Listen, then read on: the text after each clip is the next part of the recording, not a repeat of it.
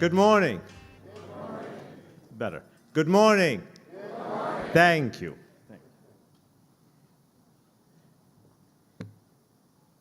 First and foremost, I really want to thank Vern for inviting me to be here today because, and I say it in the present, because I really feel Vern's spirit all around us. From the minute actually we got here yesterday, my wife Gail said, don't you feel his spirit already in here as we actually walked around and got to meet with people and know to people?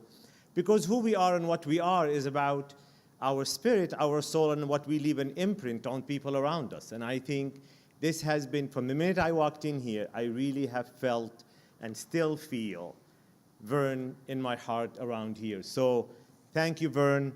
And I don't want to go, and Willie had to, where's Willie? Willie, she said, remember this, just be funny.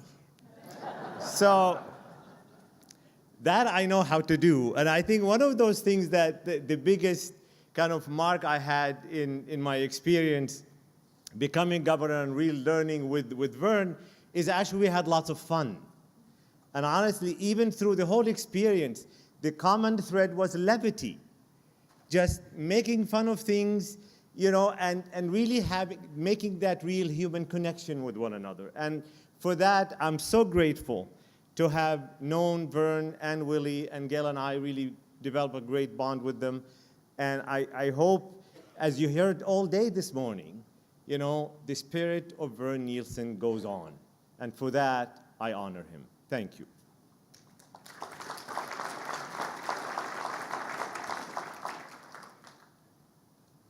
Now, a couple of thank yous, actually. As we got here, one thing that always in the Rotary world is good to have lots of people in Rotary supporting you and helping you as you travel and do these things. So I really want to acknowledge Bernd and Ann for hosting us yesterday. They were great hosts, and he waited for us at the airport and drove us around all around, which is very, very grateful for that. One thing I want to acknowledge, two of my classmates who are here, who came specially to visit because they made a promise to Vern to be here. Laura Mori and Neil Berg, please stand.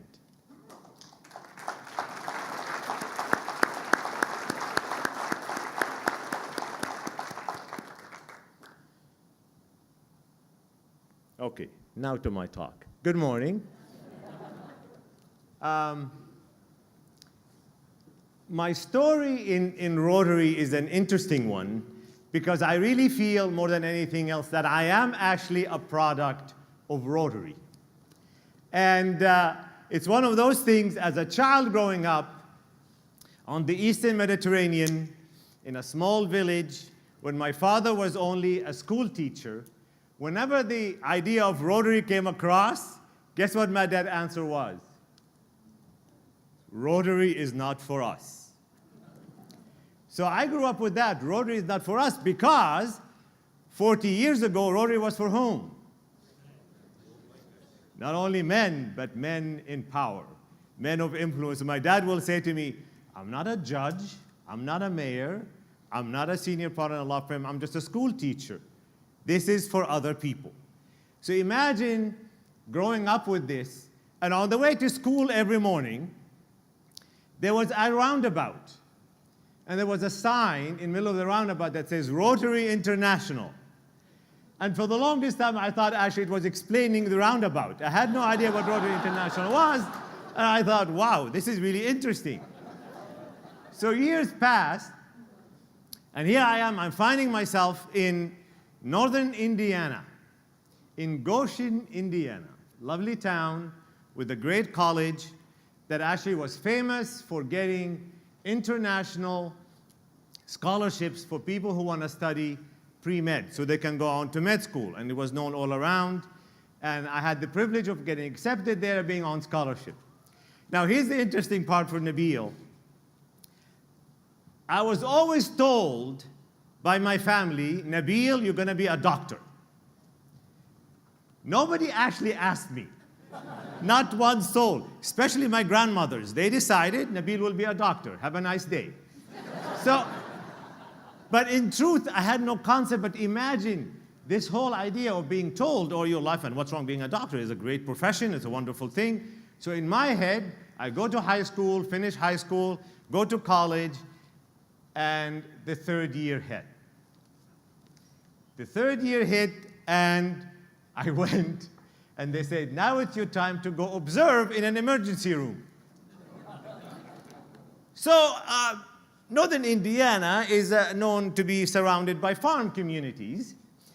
And on the fifth night of being there, being all courageous and thinking, I can see things, it's okay. A farmer came in the evening with a major injury. Anybody knows what a grain auger is? It went through him. So here it is. That was the most traumatic experience of my life. And everybody around me was so excited because that's their calling. They wanted to do this all their lives. And I'm sitting there going, please, God, let me not fall or just literally throw up. So at the end of this, we go through all of that, and I'm really struggling. I go back to my advisor, and I say, I don't think I want to do this. Well, guess what? You're on a scholarship, buddy pal, and you can't just simply say, arrivederci. They want it. So with that year, and I was fortunate enough to actually have finished all my required courses. The rest of the year, thank God for liberal arts education, I had 1 year of electives. So I thought, I need to do something. So what did I do? I started thinking, all my life, I really had a passion for peace building. I always worked all the way from my homeland. I worked a lot with people to bring, really build bridges between people of all communities and all religions. And it stuck with me. But it was never a profession. Nobody ever, you don't go around and say, hey, I'm a peace builder. Okay, what's your job, real job? So I thought being a doctor, then I'll do the peace building on the side. So I thought, well, I need to do something. And I was fortunate enough to hear about a scholarship that was offered by a local Rotary Club, the Rotary Club of Goshen, Indiana. I will never forget them. They were amazing people, went through the whole interview process, and they said, we want to give you a scholarship. So the funny part is, what do you do with the scholarship from Rotary? So guess what I decided to do? My calling has changed, or actually did not really change. It went back to the original calling. My calling is to go and resolve the dispute in Northern Ireland between the Catholics and the Protestants. So I went to Dr. Don Blosser, bless him, what a good man. And it took me a month and a half to convince him that in those days was no email or shmemail. There was actually, you have to do introduction letters, to go and tell the world that here's who I am, here's what I'm doing, and I'm not just simply faking it, that I'm actually a real person wanted to do this work and research. And with that, I took my letters and went to Northern Ireland and met with Ian Paisley and Martin McGuinness and all these people in all kinds of communities at 22 years old, because I think it's high time for me to fix the Northern Ireland conflict. Now, I said this story to you because it is the power of Rotary. You have been hearing the stories all morning. This is what we do in the world. We empower people to do things beyond themselves, beyond what they dream of being and doing. And yet, I want to challenge us, because the problem we have is we have dismal follow-up. We do good in the world and we say, we just done it. Does anybody follow up with people? Does anybody say, where are they? What happened to them? All of this? I went into the wilderness for 10 years. Started a practice, built an international company, was doing traveling, and out of nowhere, I was actually speaking at a Law Society meeting for the Americans, the Bar Association meeting, in Winnipeg, Manitoba. And this man walks up to me. He said, hello, my name is David Newman, and I'm the president of the Rotary Club of Winnipeg. Have you considered joining Rotary? Now, you have to hear this. Actually, I started laughing, which he wasn't very amused by. Because think of this. I'm in my early 30s, and my instinctive answer was, I'm too young to be part of Rotary. This is for old people. So I appreciate Rotary, what it has done for me, but now I'm way too young to do this. But the amazing part of all of this, what I recalled actually of the Rotary Club in Goshen, Indiana, because in those days, people have brought this up already, no women, men pretty much walked in with three-piece suit, and I'm not exaggerating, three-piece suit, not two-piece suit, with three-piece suits. That was very popular in those days. And all the who's in town. It was the mayor, the judges, not county judges, city judges, the Superior Court judges were there. Owners of the factories and all the senior partners of law firms. So I didn't really connect. And at 22, when the average age is 65, these are your grandparents, not even your parents.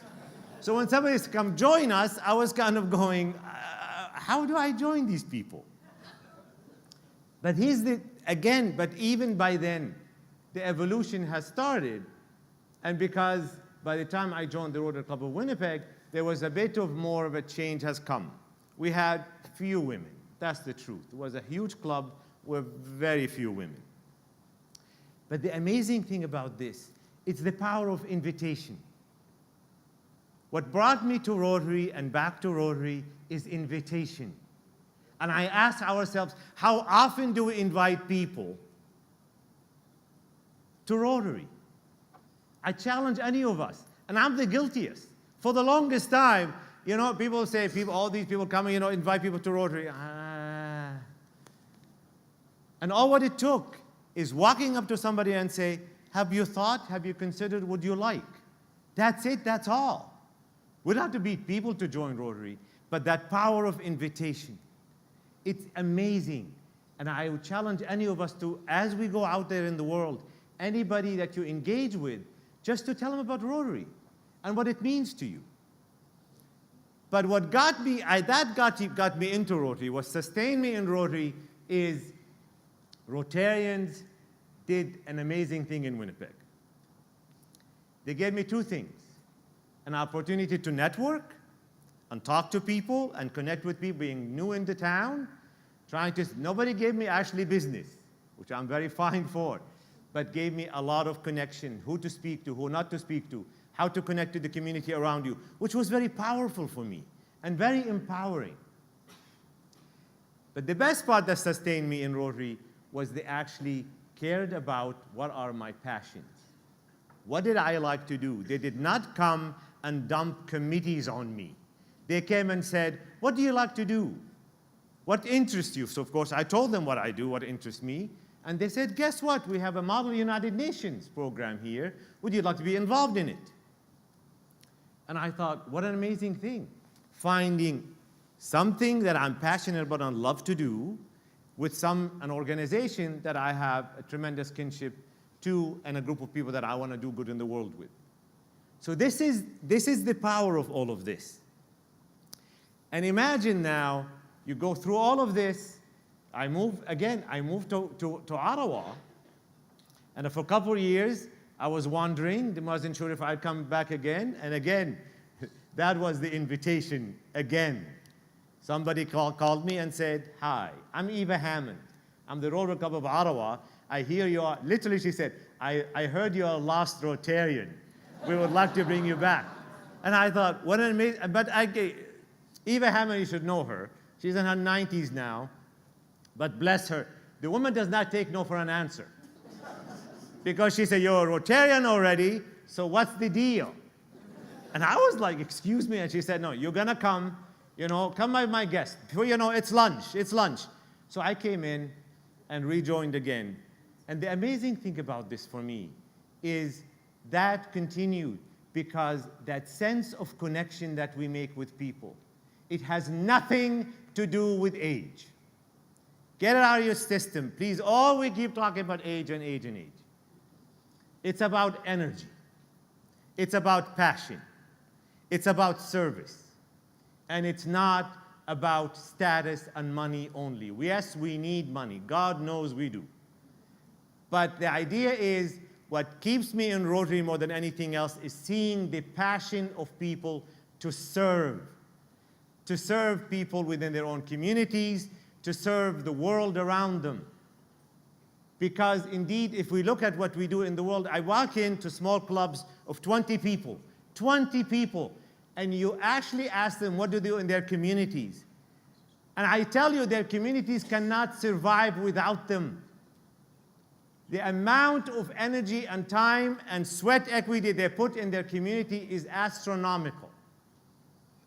And I think we need to give ourselves credit for that and say to ourselves, yes, we do good in the world, and not obsess so much always about how many numbers do we have, which is a good thing. I said, I'm not against, I want numbers.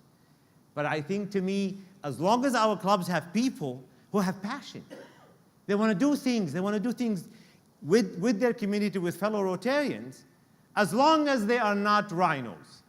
Has nothing to do with you, rhino. You know what a rhino is? That, to me, is the hardest people to deal with. A Rotary in name only, a Rotary for lunch, or Rotary for breakfast, or Rotary for dinner. And I'm going, love you, go join a breakfast club. What reason we belong to Rotary is because we want to serve in whatever capacity we do and have in our world. And for me, the way I serve is through my work. And I've been extremely fortunate with Rotary that I've been asked to do a lot of work with Rotary to talk about conflict and peace building. And this is one of those things that I did, and what Vern actually asked me to talk about, because this is something what we presented in our DG year about what we do and how we do things. And he said, would you do some of that at the conference? So I'm grateful for that. And I'm grateful for you, Peter, for making it happen. Because I know we went back and forth, but Peter made it happen for us to be here today. And so what I want to tell you more about my sense of how I look at conflict in the world and in people's lives and how we actually address it. From early age, conflict never made sense to me. And so you think of this. I grew up and was born in Israel. He's number one.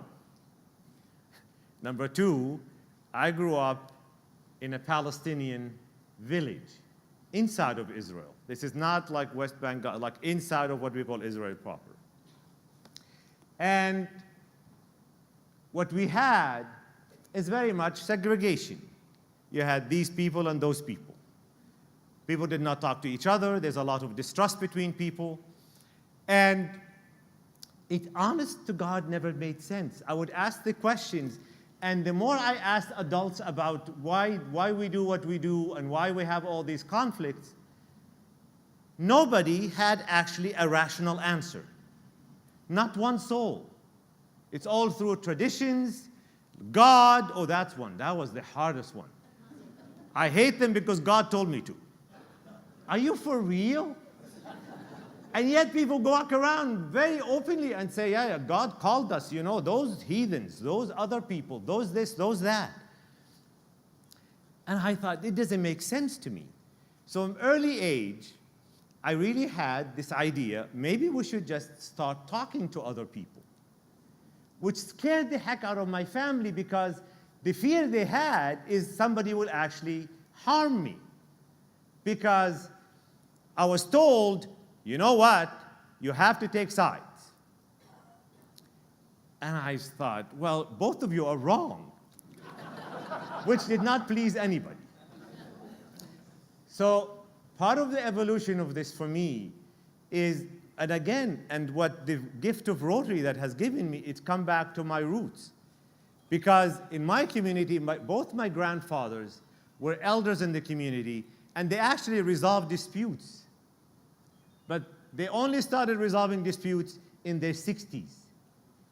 Because in their mind, as my paternal grandfather reminded me when I was bragging how successful I am in the business, he said, son, why would they hire you? I said, because I'm good. He said, son, this is wisdom. This is not knowledge. So, but he's right. And in lots of ways, their wisdom taught me so much. I was not a firstborn. I was actually a secondborn. And they would actually invite me to come and sit amongst them as they resolve community disputes. And I learned a lot from them about how you actually resolve issues between people. But most of it, as I actually learned this and went to school and did graduate school and learned all of that, started asking the question, most of the time, ask yourself the question, do we actually resolve the right conflict? And in most cases, we actually resolve the wrong conflict. You know why? Because we misdiagnose it. Most of us do not actually understand the causes of our conflict. And I want to actually give you some teaching things today, this morning. So the first thing to ask the question, if you have a conflict with somebody, the first assumption we make is what? I'm right and you are? Is that obvious? And yet, so many of the conflicts, and I can tell you and attest to you at any level, 80% of our conflicts are perceptions. They are not real. It's my perception of reality that actually creates the conflict. It could be as simple as, I walked in this morning, have not seen Neil for 4 months, and I said good morning to him, and all what he heard was, go to hell. Now, the truth is, thank you, it's exactly what it is. Now, think of it. We always say things to people, we engage people, but what we don't realize is the impact of our behavior on other people. I may have had a lousy day, didn't have a good night's sleep. I saw him. He expected a big hug and a big welcome, and I said, how you doing? Good to see you. That was a major letdown for him. So rather than, here's the thing though with conflict, rather than for him to take it and say, oh, Nabil must have a bad night or something, let me have a misunderstanding, you go into what? Exactly what he said. What's wrong with you? And goes into from the perception to what? To the personal. Now, he developed this impression of me that Nabil is a horrible, evil man, not to be spoken to. He's got all high and mighty, he's a freaking arrogant. Can you see it though? I mean, it doesn't take much for something to happen in our lives to jump from just that simple misunderstanding into labeling a person. And then it doesn't stop there. That's what makes my life amazing and my business thriving, because these people actually do this all the time. It doesn't matter how high and mighty they are, this is what happens. Then I develop an opinion of you. Now, I am a horrible, even demonic man. Therefore, all that I do is evil and horrible and demonic. But it's not enough. Neil now has to call members of our class to tell them his experience with Nabil and how horrible this man has become. So it's not enough for that to happen. So next time he meets me, he doesn't say to me, Nabil, I have a problem with you. He'll say, you know, Nabil, it's not only me. There are a lot of people here who hate your guts. So you are clapping? Really? You're clapping for this? But the amazing thing is that actually this is what happens to us. Any conflict you have had with somebody in your family, in your community, and I may dare to say in our Rotary life, this is how it evolves. And we don't pay attention to it till when? Till it goes to the point of what I call polarization, is when we have the Hatfields and McCoys, or we have the Neil people and the Nabil people, or we have members who decide to leave the club, and we know why, because of a person or an experience they have had. We don't pay attention to it. They stop coming to meetings, they slow down, they're not engaged, And we assume, oh, you know, they just fell by the wayside. And many times, and I've been involved with many of those lately, and I ask the question as to why, and most of it in our Rotary clubs is because of an experience they have had. And it started with not bad intentions. We are really good people, and I will stand behind Rotarians anywhere in the world. We are genuinely good people with amazing values, but of course the path to hell is paved with good intentions. So much of our issues that we have, you can start from there. We need to nip things in the bud as they happen. We have a lot of misunderstandings that happen. When they get personal, we need to address them. So we as leaders in our communities, we need to be able to address these issues. We cannot sit with them and hope somehow they resolve themselves. That is delusional. And I tell you yesterday, it's not easy to practice. It happened to me last night. I got copied on correspondence within my district between an AG and a president. And I was not happy about at all. Like, actually, I was upset. And Gail can attest to it. And I shared it with Dean this morning. And I tell you, the amazing thing is, I wrote, I think, the email 5 times, rewrote it. You would not have liked the first version of the email. But again, what we have to practice is something I want to talk to you about as I finish. It's called LTA.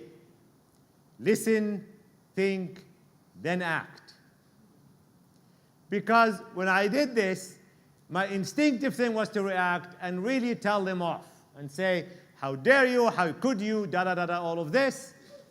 And I put it in front of me and I read it out loud and I thought, ouch, okay, the first paragraph needs to change. So listen to yourself again, because the first thing I really want to listen to is me.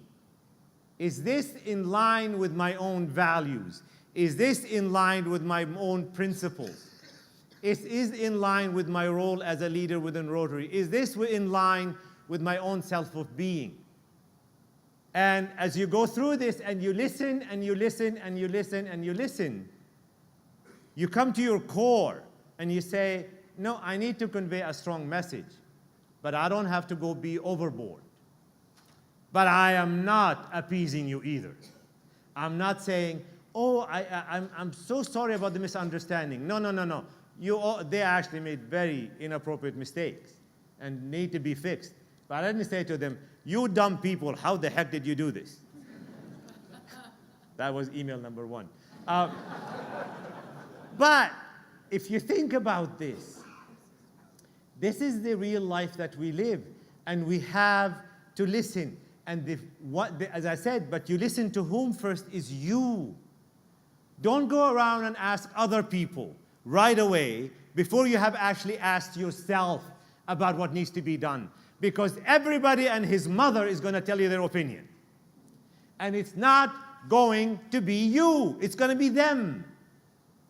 If I went directly and talked to one of my friends and said, can you believe what so-and-so did? And they say, oh, you're so right. Absolutely. Go kick their butt. And they actually will agitate more, because guess what their job is? To support me. It's not there to be right. They will try to be helpful, you know. But to me, the idea is, if I come in and say, here's what I'm thinking of responding to this person, what do you think? Then I can weigh my option versus other people. But I'm not, as our first speaker this morning, it's from the inside out. It's literally coming and asking, having that leadership from within. It's not looking on the outside world to look for approvals all the time. But to say, I want this, I need this, I believe this, I stand by this. And yes, I will check it with other people. Because sometimes we are wrong. We actually are. Unlike some people say they're never wrong. But we are. And checking with other people is an amazing opportunity. Because I grew up in a tradition that tells you this. If one person calls you a donkey, ignore them. 2 people call you a donkey, look at your back. 3 people call you a donkey, buy a saddle. So, connecting with people is important. Checking things with people is valid. It's important, because that can give us a sense where we are in the world. How does what we view and see and feel is connected to other people? Because no one is an island. But the next thing is, it's about the thinking. And that is the hardest thing to do. Because our instinct in most things is to react. And our reaction usually either underreact or overreact. In my childhood, it's my mother versus my uncle. My dad was in between. My mother, somebody will beat me up at school, and I come home crying, and her instinctive answer, honey, they didn't mean to. I mean, they didn't mean to. They did beat me up. And she will say, you know, his mama's sick. He probably didn't have breakfast this morning. She's probably right, but the whole minimizing of everything at any cost was so important to her. And my uncle on the other side, I'll come home crying, and he'll say, what? Go back and fight him back. We are Oudehes, we're no pushovers. Come on, go back. The guy just pummeled me to the ground, you'll go fight again? And guess what? It's very hard to really walk away from this, even in your 50s and 60s. Like, how do you respond to something? And yet thinking is so powerful. Reflection is an art. To say, yes, I have this instinctive feeling about what's going on. Let me think of what kind of reaction I need to have, what kind of action I need to take. Because most of the time, you start weighing options. Why is this? You know how those people, somebody just literally says hello to us, and we cringe. It's not them, it's us. But they conjure something within us, maybe because of past experience, a family member, somebody reminds of somebody. One time I resolved a conflict between people that literally, it was the saddest thing. This man was like 6'4", 260 pounds, and he was a teddy bear. Actually, I actually went to see his car one time for some reason, and he has Winnie the Pooh all over his car. The guy was a mush, but he had a presence about him that was intimidating, and in his attempt to speak to people, and he has lots of people working for him, he would come to the desk and do this, and talk to them like that. I need this done, do you understand? And he had all these people complaining about him because they felt threatened by him. But nobody would tell him that actually he was so imposing, and actually, he honestly was not aware of his size. That's the truth. So when we think about this and say, maybe we should talk to this person, maybe I should engage him, maybe I should say something. We have Rotarians who, I call them the honest Rotarian, who do this all the time with their belt, walk up and say, at least I'm honest. Shut up sometimes. I don't want to hear your opinion. I'm not interested. But at least I'm honest. I tell them the truth all the time. I didn't ask for it. I really didn't. I'm not saying lie, but the truth is a bit too much. And again, it's like, this is the kind of thing, if we really sit down and reflect and ask one another, how do I want to respond? What does it mean when I respond that? And then at the end, act. So act with reason. Be reasoned and reasonable. And that's the most important to me as a Rotarian more than anything else. Of course, I want my family and loved ones to love me very much, yes. But the world, I want to be seen as a Rotarian, as a person who's fair and who's reasoned and reasonable. Because we can work with anybody, we can engage the world, we can serve the world. But we're not pushovers. We're not dumb. We maybe have good hearts, but we're not to be taken advantage of. And I think, to me, this is something is very powerful for me, and my messaging to Rotary and Rotarians is always remind ourselves that we are really a pillar for hope in the world. When we talk about peace, we talk about peace in a macro sense. Yeah, we want a peace in the world. But when people say peace starts at home, it does start at home, and I mean home. I don't mean home, a country, but a home. In our own families, in our communities, in our Rotary homes, in our Rotary clubs. And we cannot be pillars of peace and understanding in the world when within ourselves we are wanting and we're not living up to our own ideals. This is my message. And for us to be honest with each other, talk honestly, speak truth to one another. There's no harm in it. And I tell you, the most heartening thing this morning, and it get me emotional, is I got, first thing in the morning, an email from my AG, who I sent this email to last night. He said he actually was so heartened that I spoke with such level of honesty and truthfulness to him, and he really believes that was this actually going to strengthen our relationship and not weaken it. He made my day. He made my day.